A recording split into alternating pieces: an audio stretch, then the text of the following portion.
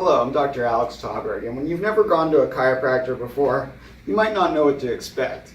A lot of times, people who haven't been to a chiropractor, they expect to receive spinal manipulation like we're doing here.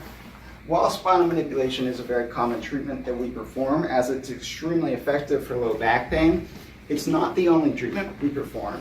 It really depends on your presentation on that day and time, and we have to perform an examination to determine what's going to work best for you.